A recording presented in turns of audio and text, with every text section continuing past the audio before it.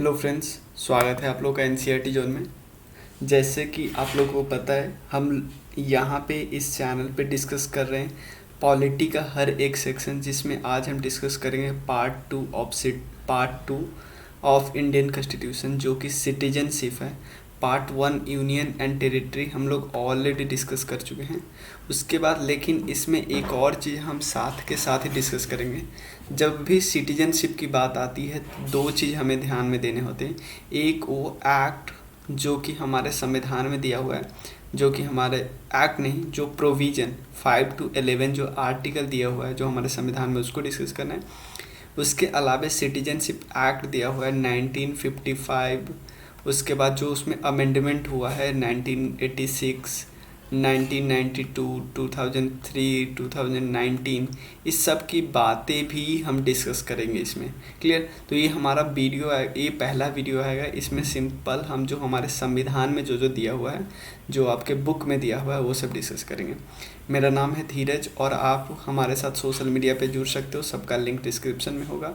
आप व्हाट्सएप कर सकते हो कोई भी प्रॉब्लम हो, और आप व्हाट्सएप ग्रुप में भी जुड़ सकते हो। आप कंट्रीब्यूट भी कर सकते हो। क्लियर?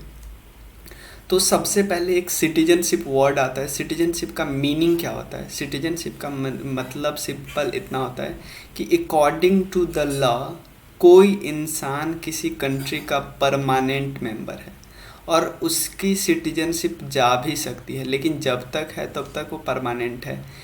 क्लियर? और उसकी सिटीजनशिप किस किस बेसिस पे जाएगी वो सब भी हम डिस्कस करेंगे। क्लियर? वो सब हमें डिस्कस करना है हमारे एक्ट में। क्लियर? क्योंकि जो सिटीजनशिप का एक्विजिशन कैसे होगा और सिटीजनशिप का टर्मिनेशन कैसे होगा वो सब हम डिस्कस करना है नेक्स्ट वीडियो जो आएगा हमारा। क्लियर? तो 4 वर्ड सबसे पहले आप ध्यान रखिए: person, citizen, minority and alien. Minority इसलिए मैं यहाँ पे बता रहा हूँ कि माइनॉरिटी का वर्ड आपको एक्ट वाले में ज़्यादा समझ में आएगा। जो अभी इतना इशू छिड़ा था सिटीजनशिप अमेंडमेंट एक्ट पे, सी ए बी करके जो इतना इशू छिड़ा था, उसमें माइनॉरिटी का यूज आएगा। सबसे पहले पर्सन का मतलब कोई भी पर्सन हो सकता है। वो पर्सन या तो सिटीजन हो सकता है या वो एलियन हो सकता है। एलियन का मतलब वो सिटीजन नहीं है इंडिया का। क्लियर? तो सिटीजन मतलब जो इसको अकॉर्डिंग टू लॉ, जिसको हम मान चुके कि भाई ये तो हमारे देश का मेंबर है, इस पे सारे लॉ अप्लीकेबल होंगे। क्लियर? एलियन में भी 2 टाइप के होते हैं, एक होते हैं फ्रेंडली, एक होते हैं एनिमी। फ्रेंडली के पास ज़्यादा पावर होता है, एनिमी के पास कुछ कम पावर होता है। जो आर्टिकल 22 के अंदर पावर है अरेस्ट एंड डिटेंशन से प्रोटेक्शन का, वो पावर इनेमी एलियन को नहीं मिलते हैं। जो दुश्मन एलियन होते हैं उनको नहीं मिलते हैं। क्लियर? लेकिन जो फ्रेंडली होते हैं उनको मिलते हैं। क्लियर? अब चलते हैं हम आगे। कुछ ऐसे प्रोविज़न है हमारे संविधान में या कुछ ऐसे पार्ट्स हैं जो सिर्फ हमारे सिटीजन को मिलते हैं, बाकी किसी को नहीं मिलते हैं। बाकी ये पावर किसी और को नहीं मिलते हैं। जैसे फंडामेंटल राइट में कुछ आर्टिकल है, जैसे 15 है कि prohibition of discrimination on the basis of race, religion, caste, sex और place of birth, sex and place of birth, ये सिर्फ सिटीजन को मिलते हैं। 16 है जो एम्प्लॉयमेंट वाला है कि सबको पब्लिक एम्प्लॉयमेंट में सेम अपॉर्चुनिटी मिलेगी, ये सब सिटीजन को मिलता है सिर्फ। 19 जो है freedom of press and expression का जो राइट है, और एसोसिएशन वगैरह का, असेंबली वगैरह का, ये भी सिर्फ इंडियन को है। 29 में एक आर्टिकल है जिसमें कल्चर, लिटरेचर, ये सब सहेज की बात करने की बात की गई है, ये सब सिर्फ इंडियन को मिलता है। और 30 में बोला गया है कि माइनॉरिटी को अपना इंस्टीट्यूशनल, कोई भी इंस्टीट्यूशन जो एजुकेशनल इंस्टीट्यूशन इस्टाब्लिश करने का हक है, कोई उसे छीने का नहीं। ये सब सिर्फ और सिर्फ सिटीजन को मिलता है। ये सब फॉरेनर या एनिमी को नहीं मिलता है। क्लियर? वोट देने का अधिकार, इलेक्शन में पार्टिसिपेट लेने का अधिकार, यानी कोई एमपी का चुनाव लड़ता है या एमएलए का चुनाव लड़ता है, ये सब और सिर्फ सिटीजन को मिलता है। उसके बाद प्रेसिडेंट का चुनाव, ये 2 वर्ड मैं आपको बताऊंगा कि इंडियन प्रेसिडेंट कोई जो बर्थ से भी है या नेचुरलाइज सिटीजन भी है तो भी वो प्रेसिडेंट बन सकता है। ये वाला वर्ड जो हम नेक्स्ट वीडियो में डिस्कस करेंगे। क्लियर? जिसमें हम आपको बताएंगे कि कैसे कोई एक्वायर कर सकता है इंडियन सिटीजन। कोई वाइस प्रेसिडेंट बन सकता है, गवर्नर, ये सब सिर्फ सिटीजन बन सकता है, फॉरेनर नहीं बन सकते। एडवोकेट जनरल ऑफ इंडिया और अटॉर्नी जनरल ऑफ इंडिया, जजेज, ये सब सिर्फ इंडियन बन सकते हैं। अब हमारे संविधान में प्रोविजन क्या क्या दिए हुए हैं? हमारे संविधान में आर्टिकल तो ऐसे दिया है 5 to 11, क्लियर। लेकिन ये सिर्फ आइडेंटिफाई करता है, ध्यान देना, सिर्फ आइडेंटिफाई करता है कि 26 जनवरी 1950 को, ध्यान देना, 26 जनवरी और 1950 जब हमारा कॉन्स्टिट्यूशन को कमेंस किया गया, मतलब कॉन्स्टिट्यूशन लागू हुआ, उस समय कौन सिटीजन था, सिर्फ इसकी बात करता है।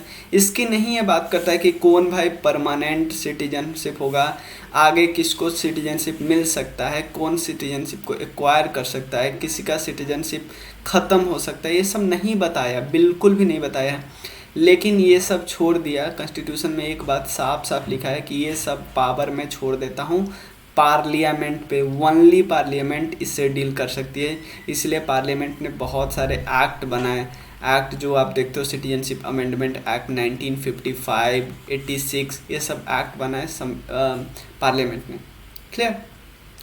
तो सबसे पहले आर्टिकल 5 बताता है कि 2 कंडीशन है, ध्यान देना, आर्टिकल 5 बताता है कि 2 कंडीशन है जब आपको सिटीजनशिप, देखो 5 से आगे जो भी है ना वो सब बताते हैं कि कब आप सिटीजन हो इंडिया के, कब। तो आर्टिकल 5 बताता है कि 2 कंडीशन है आपका सिटीजनशिप होने का। पहला कंडीशन कि आपका डोमिसाइल ऑफ इंडिया हो। डोमिसाइल का सिंपल मतलब होता है कि आपका परमानेंट हो, सब्सटेंशियल कनेक्शन हो पार्ट से, सिंपल समझिए, आपका घर हो यहाँ पे, तो इसका मतलब डोमिसाइल हो। तो क्या सिंपल घर रहने से आपको सिटीजनशिप मिल जाएगा? नहीं, सिर्फ एक कंडीशन नहीं होना चाहिए, इसके अलावे या तो ये होना चाहिए कंडीशन फुलफिल, या तो ये कंडीशन फुलफिल होना चाहिए, क्लियर। पहला आपका डोमिसाइल होना चाहिए, मान लिया डोमिसाइल है सर, डोमिसाइल है। दूसरा, क्या आपका जन्म है इंडिया में हुआ? तो बोलोगे कि नहीं भाई जन्म नहीं है, तो आपको सिटीजनशिप अभी होल्ड किया जा रहा है। एक और कंडीशन देख रहे हैं कि अगर आपका जन्म नहीं हुआ है तो आपके आइदर पेरेंट का जन्म हुआ है, मतलब आपके मम्मी पापा का जन्म हुआ है, या आपके मम्मी पापा 5 साल, मतलब 26 जनवरी 1950 से 5 साल पहले से यहाँ पे रह रहे हैं, ऑर्डिनरी सिटीजन है। अगर 26 जनवरी 1950 के 5 साल पहले से ऑर्डिनरी सिटीजन हैं तो आपको सिटीजनशिप मिल जाएगा, आप सिटीजन हो 26 जनवरी 1950 के बाद हमेशा के लिए, क्लियर। कौन कौन कंडीशन है? पहला डोमिसाइल हो गया, तो सिर्फ डोमिसाइल से काम नहीं चलेगा, या तो आपका जन्म होना चाहिए, या तो आइदर पेरेंट का जन्म होना चाहिए, या 5 साल से आप ऑर्डिनरी सिटीजनशिप हो, क्लियर। आपके बारे में है ये, पेरेंट्स के बारे में नहीं है, क्लियर। सेकेंड है आर्टिकल 6 क्या बोलता है कि कोई बंदा अगर पाकिस्तान से माइग्रेट होके इंडिया में आया, पाकिस्तान से माइग्रेट होके इंडिया में आया, तो उसको सिटीजनशिप सीधे मिल जाएगी? नहीं, सबसे पहले उसको देखा जाएगा क्या उसका जन्म, या उसके पेरेंट का जन्म, या उसके आइदर ग्रैंड पेरेंट का जन्म अनडिवाइडेड इंडिया में हुआ है कि नहीं, चाहे इंडिया, पाकिस्तान, बांग्लादेश में हुआ है कि नहीं। जो अभी तीनों प्लेस है, तीनों मिला के इन तीनों जगह पे कहीं पे भी इसका जन्म हुआ है कि नहीं, इसके पापा मम्मी, इसके दादा दादी, या इसका जन्म, तभी तो बोलोगे हाँ जन्म हुआ है। तब और कंडीशन क्या देखा जाएगा कि अगर वो 19 जुलाई 1948 से पहले आ जाता है तो सिंपल ऑर्डिनरी सिटीजनशिप बोल देंगे। लेकिन इसके बाद आता है, इसके बाद कब तक, इसके बाद से लेके 26 जनवरी 1950 की बात न करें, इसके बाद इसके बीच आता है तो उसको पहले 6 महीने रखने पड़ेंगे, 6 महीने इंडिया में रहने पड़ेंगे, और उसके बाद उसको अप्लाई करना पड़ेगा, जो अथॉरिटी है उसके पास अप्लाई करना होगा कि सर हमें सिटीजनशिप दे दीजिए, फिर अथॉरिटी उसको दे देगी, क्लियर। तो 6 हमने क्या डिस्कस किया?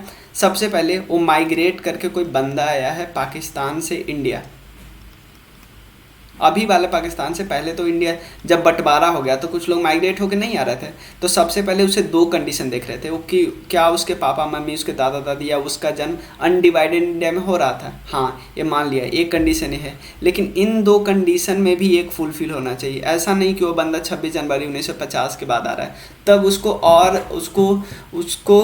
उसको सिटीजनशिप मिलेगा या नहीं मिलेगा, ये पार्लियामेंट देखेगी। संविधान के हाथ में ही नहीं है कि वो 26 जनवरी 1950 के बाद वाले समय के बारे में कुछ कर सके, क्लियर। आर्टिकल 7 क्या करता है? देखिए आर्टिकल, देखो आर्टिकल 5 हमने डिस्कस कर लिया। आर्टिकल 5 क्या बोल रहा था? सबसे पहले या तो डोमिसाइल होना चाहिए, और डोमिसाइल के अलावा एक और होना चाहिए, या तो अपना जन्म होना चाहिए बॉर्न, या दूसरा आइदर पेरेंट का जन्म, या आप बोल सकते ऑर्डिनरी सिटीजन है 5 साल से। तो इस दोनों केस में इन या तो ये होगा, डोमिसाइल तो है ही, तो आपको सिटीजनशिप मिल जाएगा। या तो ये इन दोनों में से एक होना चाहिए और डोमिसाइल तो होना ही चाहिए। क्लियर? आर्टिकल 6 क्या बोलता है कि आप आ गए हो पाकिस्तान से इंडिया, तो इसमें भी 2 कंडीशन देख रहे हैं। क्या आपका जन्म, आपका बॉर्न, आपके पेरेंट या आपके ग्रैंड पेरेंट का जन्म अनडिवाइडेड इंडिया में हुआ है, और उसके अलावा एक और कंडीशन देख रहे थे कि आप कब आ रहे हैं। उसमें भी एक, अगर आप पहले आ जा रहे थे तो आपको सीधे सिटीजनशिप मिल जाती थी, बाद में आ रहे थे तो भाई आपको रजिस्ट्रेशन करवानी होगी। क्लियर? आर्टिकल 7 क्या बोलता है? आर्टिकल 7 बोलता है कि आर्टिकल 7 यहाँ पे बहुत अच्छा इंपॉर्टेंट लाइन लिखा है कि आर्टिकल 7 ओवर शैडो कर देता है 5 और 6 से। यानी 7 किसी को बोल दिया कि भाई हम तुमको सिटीजनशिप नहीं देंगे, तो 5 और 6 बीच में कुछ करने भी नहीं आएगा। क्लियर? ये कब बोलता है? जब मान लो कोई इंसान का मन था कि चलो मैं पाकिस्तान जाता हूँ, लेकिन फिर से देखा कि यार प्रॉब्लम बहुत है, फिर से लौट गया।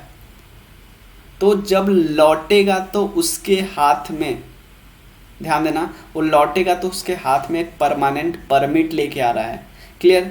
तो लेकिन ये लौटने परमानेंट परमिट की ज़रूरत कब आ गई? जब वो 1 मार्च 1947 के बाद आया।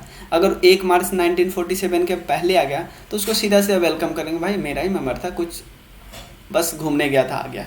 लेकिन 1 मार्च 1947 के बाद अगर आप आए हो तो सबसे पहले देखेंगे कि क्या आपके हाथ में परमानेंट परमिट लेके आए हो, परमानेंटली रहने के लिए आए हो। और दूसरा क्या देखा कि सबसे पहले ये परमानेंट परमिट होना चाहिए। उसके बाद आपको बोलेंगे कि भाई आप 6 महीने रहो, और उसके बाद आप रजिस्ट्रेशन करवाओगे।